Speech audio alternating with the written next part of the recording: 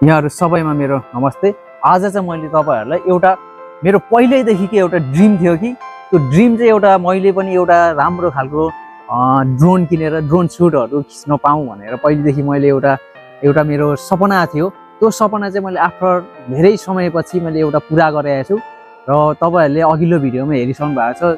Drone चाहिँ मैले किनिसकेको video देख्नु भएको थियो, मैले देखाएको थिएँ र आज चाहिँ मैले त्यही ड्रोन चाहिँ मैले आज अनबक्सिङ गर्न गइरहेको छु र यो ड्रोन कस्तो छ हेर्दिउँ है त। ड्रोन भनेको चाहिँ तपाईहरुले देख्न सक्नुहुन्छ युवा छ र यहाँदेखि मैले अब निकाल्दै छु।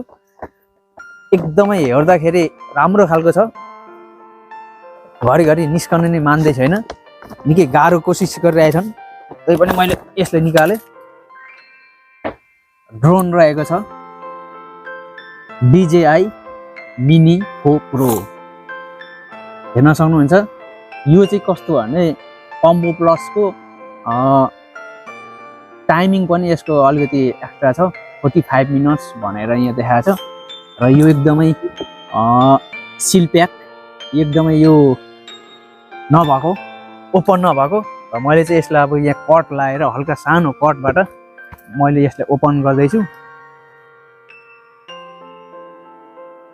यसले यहाँदेखि कैँचीले चट्ट काटेर म हल्का तरिकाले प्लास्टिकले मजाले र्याप गरेको कारणले गर्दा यो स्किन अलिकति मानिरहेको छैन।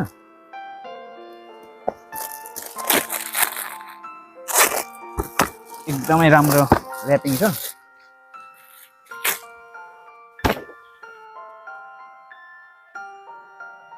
र यो भयो हाम्रो DJI मिनी 4 प्रो र यसले एउटा फेरि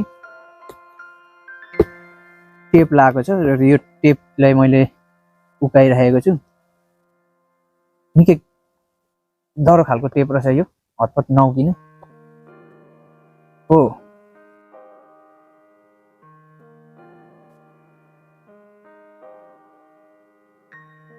ओ गड ल वाउ, एकदमै यो एउटा यहाँ भित्र चाहिँ के रहेछ भने ब्याग रहेछ, एउटा राम्रो खालको ब्याग। मैले यो ब्यागलाई निकाल्दैछु। ओ गड, यो यसको बक्स चाहिँ यो भयो। ब्याग चाहिँ एकदमै राम्रो प्रिमियम क्वालिटीको देखिन्छ, सानो चिटिकको, ट्राभलिङ गर्दाखेरि एकदमै बोक्दाखेरि सजिलो खालको ब्याग। अब यो वाटरप्रुफ रहेछ ब्याग पनि, नर्मल पानी पर्दाखेरि सेफ हुने। यसलाई मैले ओपन गरिरहेको छु फाइनली ड्रोन। वा, हेर्दाखेरि सानो छ तर अब यो एकदमै महँगो पर्यो, लगभग अब लाखौँमा परेको छ यसको मूल्य, तर हेर्दा एकदमै सानो छ, प्रिमियम क्वालिटीको छ। ल कति सानो छ, 1 पाउ रहेछ यो, 249 ग्राम भनेको 1 पाउ हो, 50 पनि नभएको भन्नाले 1 पाउ भन्दा कम। वाउ, ब्याट्री यहाँ एक्स्ट्रा 2टा छ र यसको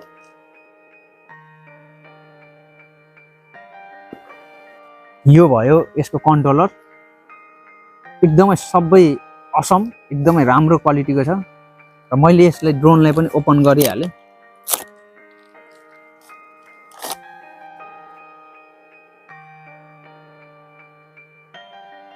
एकदमै हल्का छ, एकदमै सानो, हल्का कति रमाइलो कि एकदमै है, सानो छ, यो उड्छ के जस्तो अब छ। यसलाई मैले यहाँ खोल्ने रहेछ, यो खोल्ने बटन यसरी अन भयो। वाउ, यसको यो स्केप यसले गर्ने भयो यो। ओ गड, खोल्नु पनि नजान्ने रहेछ यो, अलिकति सुरु फर्स्ट टाइम यो DJI मिनी 4 प्रो। हेर्दाखेरि यो एकदमै प्रिमियम क्वालिटीको त छ, यहाँ अगाडि पछाडिको सेन्सरहरू जस राम्रै रहेछ। यसलाई मैले फेरि अगाडिकोलाई पनि उकाएँ, निकालेँ।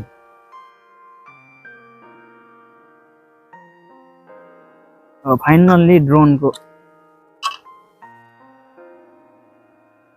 ड्रोनको स्थिति चाहिँ यो छ। एउटा यो भ्यागुदा जस्तै यो एउटा सानो भ्यागुदा जस्तो मैले यसलाई यसको यो क्यामेराको लेन्स गिम्बलको पनि रहेछ, यसलाई मैले उकाइदिएँ। एकदम यो राम्रो छन्, किनकि एउटा ड्रिम थियो मेरो, यो बल्ल कम्प्लिट भएको छ। अब मैले यसको चाहिँ आउने दिनहरू मैले यसको फुटेजहरू चाहिँ राम्रो राम्रो देखाउने छु यो भिडियो मार्फत, ब्लगहरू अन्य भिडियो मार्फत। एकदमै राम्रो छ। र यसको यहाँ पनि सबै यो प्याक छ, यसलाई मैले सबै ओपन गरिदिएँ। फाइनल्ली यहाँ एउटा यसको यो पनि अराउने छ, यो अराउने पनि यो निकालिदिएँ। ल फाइनल्ली ड्रोनको अवस्था यो भयो। एकदमै सानो प्रिमियम क्वालिटीको एकदमै राम्रो छ। हेर्दाखेरि यो नपताउँदो तरिकाको छ, तर कति सानो छ। अब 1 पाउ भयो, तर यो कति अब महँगो भन्दाखेरि अब तपाईँहरूले एकदमै यो नेपालमा चाहिँ यो अहिले यो सबै कम्बोलाई 1,92,000 पर्दो रहेछ। यो ओलिज स्टोर भन्ने एउटा र यो गेट ग्याट्स भन्नेले बेच्छन् त्यो स्टोरहरूले। यो नेपालमा चाहिँ अहिले 1,92,000 रुपियाँ पर्छ यो अल यति यो सेटलाई। यो ब्याट्री भयो, यो ब्याकअप ब्याट्रीको लागि, ब्याकअप पावरको लागि। अब खिच्दै जाँदा लङ कहिलेकाहीँ अब धेरै भिडियोहरू चाहिन्छ भने अब यसको छ यो, त्यो भएर भिडियोको लागि धेरै खिच्नुको लागि यसमा टेन्सन भएन। ब्याकअप 2टा ब्याट्री छ।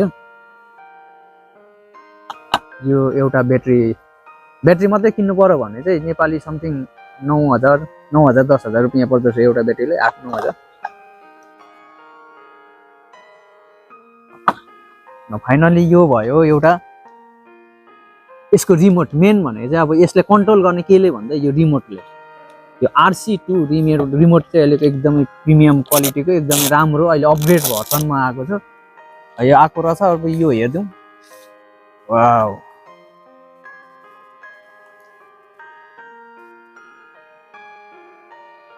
एकदमै हुँदाखेरि यसको अरू चाहिँ होइन, यसको यो जुन स्क्रिन छ, स्क्रिनको लागि चाहिँ अलिकति समस्या हुने रहेछ। यो स्क्रिन प्रोटेक्टर पनि लाउनु पर्ने रहेछ भन्ने मलाई यसो अहिले भइरहेको छ, किनकि यसको सेपको लागि स्क्रिन एकदमै अलिकति सेन्सिटिभ हुने भएको कारणले गर्दा यो एकदमै स्क्रिन चाहिँ फोनकै जस्तो छ। यो स्क्रिन लगभग एउटा यो स्यामसङको आइफोनको एउटा फोनकै जस्तो LCD रहेछ एउटा राम्रो। यसलाई मैले यसरी अन गरेँ। यो यसको चाहिँ यो वायरलेस अब यो कनेक्टको लागि हो। मैले अब यसले कनेक्ट कसरी गर्ने अझैसम्म जाने छैन, तै पनि म यसलाई ट्राई हान्छु। र यसको यता साइडमा छ यो चलाउन मिल्ने यो यहाँ म्याग्नेट चाहिँ होइन रहेछ, यो म्याग्नेट होइन, यो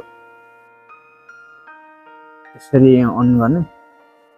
यसलाई म यसरी लगाइदिन्छु। यसको मेन भनेको यो पछाडिको यो चाहिँ हराउनु भएन। यो पछाडि राख्ने भएको कारण चाहिँ कहिलेकाहीँ अब जङ्गलतिर जाँदाखेरि चलाउनु पर्यो भने यो हराउने धेरै सम्भावना हुन्छ।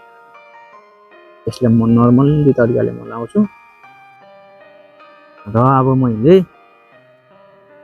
यसलाई बटम अब 2टै कनेक्ट खोली त सकियो। अब कसरी उडाउने भन्ने बारेमा अब मैले उडाउने कोसिस पनि गर्छु। मैले अब यो हल्का एकचोटिलाई प्रेस गरेँ, एकचोटि प्रेस, 2 भर्खर नयाँ भएकोले गर्दा चार्ज यो त अन भइसक्यो।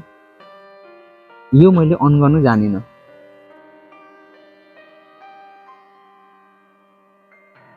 ब्याट्री नभएर हो त। यो निकालेपछि यो ब्याट्री निकालेपछि त यो लगभग 100 ग्राम जस्तै हुँदो रहेछ, कति हल्का। मैले अन गरेँ यसलाई।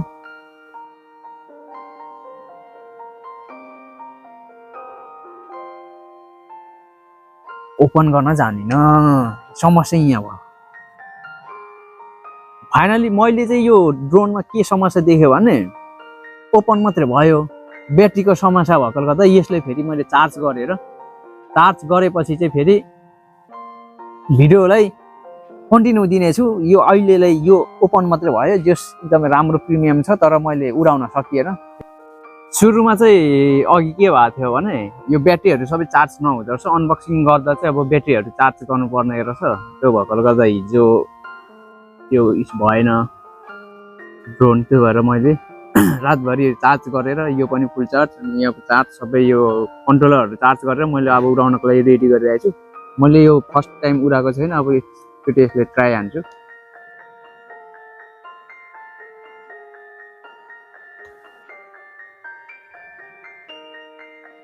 उडाउनको लागि चाहिँ धेरै झमेला हुने रहेछ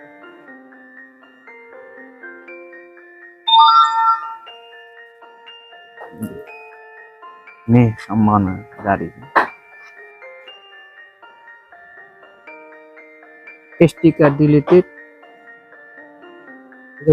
एयरपोर्टको 5 किलोमिटर वरिपरि उडाउनु पाउँदैन क्या 5 किलोमिटर हाम्रो यहाँ 3 तपाईले त्यो अनलक गर्यो भने त्यो आइडेन्टिटीबाट जो त्यहाँ पछि देखाउँछ के त्यसले कति मिटरसम्म उडान फिगर भनेर सेफ्टीकै लागि त्यो भने के हुँदैन जस्तो लाग्दैन नम्बर हानेर त्यो उसले आफ्नो मैले चाहिँ ड्रोन उडाउनको लागि धेरै कोसिस गरियो उडाउनको लागि प्रयास गर्दा पनि ड्रोन उड्न सकेन किनभने चाहिँ म चाहिँ यो एयरपोर्टको नजिकै बस्ने भएको कारणले गर्दा एयरपोर्टदेखि लगभग 5 किलोमिटरको दूरीसम्म चाहिँ त्यति भित्रमा ड्रोनहरू उडाउँदाखेरि पर्मिसन चाहिँदो रहेछ जुन पर्मिसन चाहिँ यो डिजेआईको एप सिस्टममा नै त्यो देखाउँछ यहाँ भएको कारणले गर्दा यहाँ चाहिँ धेरै सिस्टममा यो पर्मिसन मागेको चाहिँदो रहेछ माग्नुपर्ने त्यो भएकोले त्यो बिना पर्मिसन चाहिँ यो एयरपोर्टको नजिकै उडाउन नपाउने रहेछ यो डिजेआई सिरिजको ड्रोनहरू त्यो भएको कारणले गर्दा यहाँ